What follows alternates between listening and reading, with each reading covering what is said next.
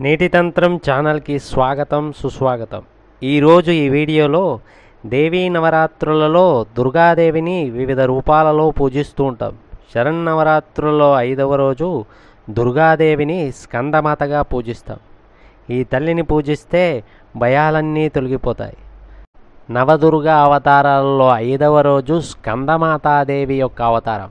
ఈ అవతారము సింహంపై స్వారీ చేస్తూ 4 చేతులలో ఒక చేతితో శిశువు స్కందుని, రెండవ చేతితో అభయముద్ర మరియు ఇరు చేతులలో కమల పువ్వుని ధరించి భక్తులను ఎల్లప్పుడూ ఆశీర్వదిస్తూ కనిపించే ఈ తల్లిని దర్శించిన వారికి భయాలన్నీ తొలగిపోయి ధైర్యాన్ని మరియు బలాన్ని చేకూరుస్తుంది తల్లి. దుర్గా నవరాత్రులలో 5వ రోజు స్కందమాత పూజా విధానము, ధరించాల్సిన దుస్తువులు, పఠించాల్సిన మంత్రాల గురించి ఈ వీడియోలో తెలుసుకుందాం. ఈ వీడియోని స్కిప్ చేయకుండా చూడండి.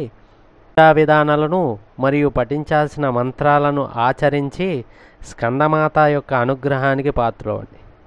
ఈరోజు ఉదయాన్నే నిద్రలేచి స్నానాది కార్యక్రమాలను ముగించుకొని దుర్గాదేవిని ధ్యానిస్తూ మీ ఇంట్లో పూజా మందిరంలో దుర్గాదేవిని పసుపు రంగు పువ్వులు మరియు వస్త్రాలతో అలంకరించి ధూపదీప నైవేద్యాలు సమర్పించి పసుపు రంగుతో చేసిన వస్తువులను, తీపి పదార్థాలను, అరటిపండును స్కందమాతకు నైవేద్యంగా సమర్పిస్తే జీవితంలో ప్రతి పనిలోనూ విజయము మరియు సర్వదా శుభం జరుగుతుంది. ఈ స్కందమాతను సంతానం లేని వారు పూజిస్తే శీఘ్రంగా సంతానం కలుగుతుంది.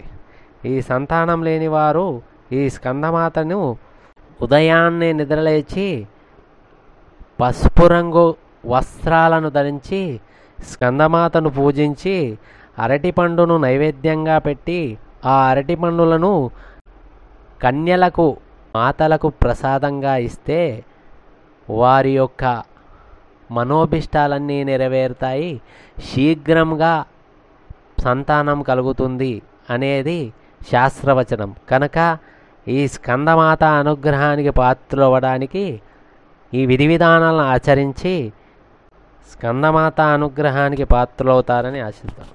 ఈరోజు పఠించాల్సిన మంత్రాలు.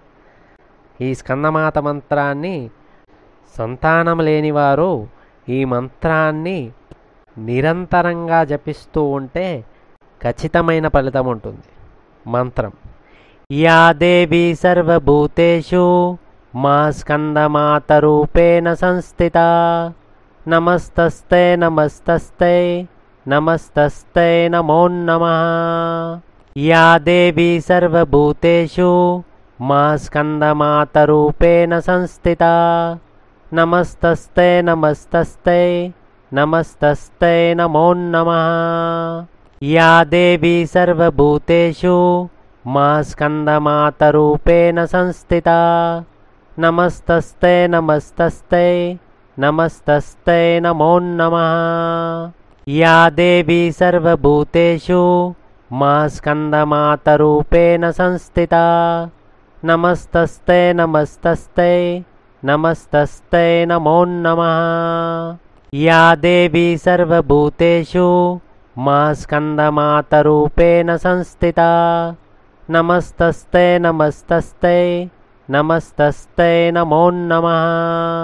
యా దేవి సర్వభూతేషు మా స్కందమాత రూపేణ సంస్థితా నమస్తస్తే నమస్తస్తే నమస్తస్తే నమో నమః. యా దేవి సర్వభూతేషు మా స్కందమాత రూపేణ సంస్థితా నమస్తస్తే నమస్తస్తే నమస్తస్తే నమో నమః.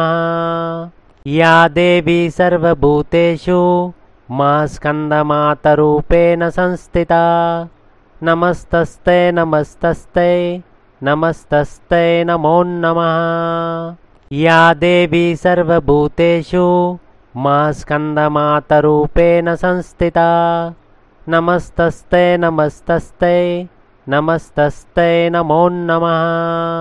या देवी सर्वभूतेषु मा स्कन्दमातरूपेण संस्थिता नमस्तस्ते नमस्तस्ते नमस्तस्ते नमो नमः। या देवी सर्वभूतेषु मा स्कन्दमातरूपेण संस्थिता नमस्तस्ते नमस्तस्ते नमस्तस्ते नमो नमः। ॐ देवी स्कन्दमातायै नमः। ॐ देवी स्कन्दमातायै नमः। ॐ देवी स्कन्दमातायै नमः। ॐ देवी स्कन्दमातायै नमः। ॐ देवी स्कन्दमातायै नमः। ॐ देवी स्कन्दमातायै नमः। ॐ देवी स्कन्दमातायै नमः। ॐ देवी स्कन्दमातायै नमः। ॐ देवी स्कन्दमातायै नमः। ॐ देवी स्कन्दमातायै नमः। ॐ देवी स्कन्दमातायै नमः। ह्रीं क्लीं स्वामिन्यै नमः। ह्रीं क्लीं स्वामिन्यै नमः। ह्रीं क्लीं स्वामिन्यै नमः। ह्रीं क्लीं स्वामिन्यै नमः। ह्रीं क्लीं स्वामिन्यै नमः। ह्रीं क्लीं स्वामिन्यै नमः। ह्रीं क्लीं स्वामिन्यै नमः। ह्रीं क्लीं स्वामिन्यै नमः। ह्रीं क्लीं स्वामिन्यै नमः। ह्रीं क्लीं स्वामिन्यै नमः। ह्रीं क्लीं स्वामिन्यै नमः। ह्रीं क्लीं स्वामिन्यै नमः। ह्रीं क्लीं स्वामिन्यै नमः। ह्रीं क्लीं स्वामिन्यै नमः। ह्रीं क्लीं स्वामिन्यै नमः।